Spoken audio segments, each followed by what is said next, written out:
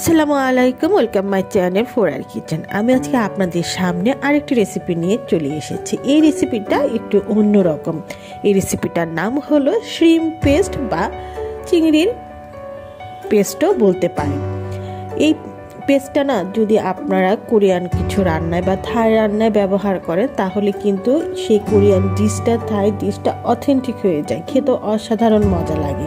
তাই আমি আপনাদের সাথে আজকে এই রেসিপিটা শেয়ার করব। আশা করছি আজকের এই রেসিপিটা আপনাদের ভালো লাগবে। তবে চলুন শুরু করে দেই, দেখে নিই কিভাবে এই শ্রিম পেস্ট রেসিপিটা তৈরি করতে হয়। আমি এখানে 250 গ্রামের মতন ছোট ছোট চিংড়ি মাছ নিয়েছি। এই চিংড়ি মাছগুলো আমি ভালোভাবে ধুয়ে খোসাগুলি সুন্দর করে ছাড়িয়ে পরিষ্কার করে নিব। চুলোতে একটি ফ্রাই প্যান দিয়েছি, সেখানে 2 টেবিল চামচ পরিমাণ অলিভ অয়েল দিয়ে দিচ্ছি। আমি অলিভ অয়েলটা ব্যবহার করছি, আপনারা রান্নার রেগুলার তেলটাও ব্যবহার করতে পারেন। এখন দিয়ে দিচ্ছি 10-12টি শুকনা মরিচ। এই শুকনা মরিচগুলি কিন্তু অনেক ঝাল। যদি আপনারা বাজারে যান, বাজারে যেয়ে যদি দোকানদারকে বলেন যে শুকনা মরিচ ঝালটা দিবেন, তাহলে আপনাদেরকে এই শুকনা মরিচটা দিয়ে দিবে।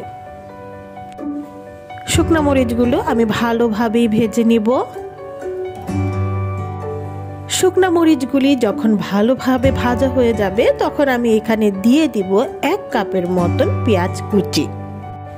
পেঁয়াজ কুচিটা ভালোভাবে ভেজে নিয়ে হালকা করে ভেজে নেব। ভেজে নিয়ে আমি এখানে দিয়ে দিব 2 টেবিল চামচ পরিমাণ রসুন কুচি দিয়ে ভালোভাবে আমি এই সবগুলো উপকরণ সুন্দর করেই ভেজে নেব।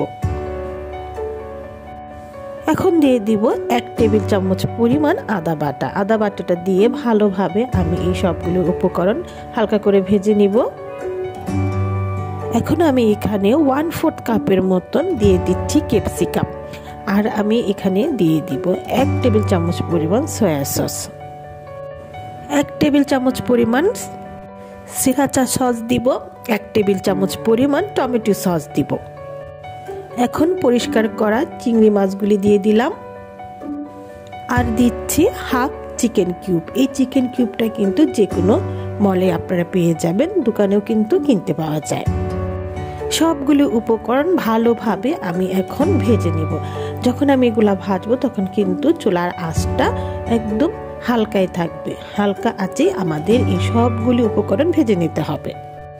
এখন দিয়ে দিব হাফ চামচের মতন লবণ। লবণটা একটু টেস্ট করে দিতে হবে, কারণ আমরা এখানে অনেক ধরনেরই সস ব্যবহার করেছি এবং চিকেন কিউবই আছে, সুতরাং টেস্ট করে আপনারা লবণটা ব্যবহার করবেন। এখন দিয়ে দিলাম 1 চামচের মতন পাপরিকা। পাপরিকা দিলে কালারটা রেড রেড আসে, সেই জন্য আমি পাপরিকাটা দিচ্ছি। দিয়ে ভালোভাবে মিশিয়ে নিব। এখন দিয়ে দিব হাফ চামচের মতন মরিচের গুঁড়া দিয়ে ভালোভাবে আমি সবগুলি উপকরণ ভেজে নিব। একটা জিনিস লক্ষ্য করেছেন কিনা, আমি কিন্তু এখানে সব কিছু রেড কালার ব্যবহার করেছি, অন্য কোনো কালার কিন্তু ব্যবহার করি না। আমি চাচ্ছি যেন কালারটা রেড আসে। আমি এখানে কিন্তু ক্যাপসিকামটাও রেড কালারই ব্যবহার করেছি, আপনারা ইচ্ছে করলে গ্রিন কালারটাও ব্যবহার করতে পারেন। এই যে ভালোভাবে ভেজে নিয়েছি, আমার কিন্তু প্রতিটা উপকরণই ভালোভাবে ভাজা হয়ে গেছে এবং আমার এই উপকরণগুলি একদম রেডি হয়ে গেছে। এখন আমি এগুলাকে ঠান্ডা করে নিব। ঠান্ডা করে আমি এই সবগুলি উপকরণ একটি ব্লেন্ডারে ঝাড়ে নিয়ে নিব। সবগুলো উপকরণ ব্লেন্ডারে ঝাড়ে নিয়ে আমি এই সবগুলো উপকরণকে ব্লেন্ডারে ব্লেন্ড করে নিব। ইচ্ছে করলে আপনারা পাটাও বেটে নিতে পারেন। এই যে আমি ব্লেন্ডারে ব্লেন্ড করে নিলাম, দেখেন কেমন হয়েছে। দেখেন কেমন হয়েছে এই শ্রিম পেস্টটা, দেখতে কিন্তু সুন্দর লাগছে, খেতেও কিন্তু অসাধারণ মজাই হয় এই শ্রিম পেস্টটা। ইচ্ছে করলে ভাতের সাথেও আপনারা খেতে পারবেন।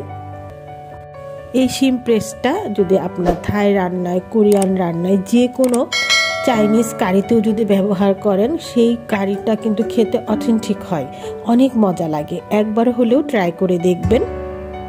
আজকে আমি একটি অন্যরকম রেসিপি আপনাদের সাথে শেয়ার করলাম। আশা করছি আজকের এই রেসিপিটা আপনাদের অনেক ভালো লাগবে। যদি ভালো লাগে তাহলে আপনাদের ফ্যামিলি মেম্বারের সাথে শেয়ার করবেন। আমার চ্যানেলটা সাবস্ক্রাইব করে আমার চ্যানেলের বেল আইকন দিয়ে আমার চ্যানেলের পাশেই থাকবেন। সবাই সুস্থ থাকবেন, সবাই ভালো থাকবেন। আল্লাহ হাফেজ।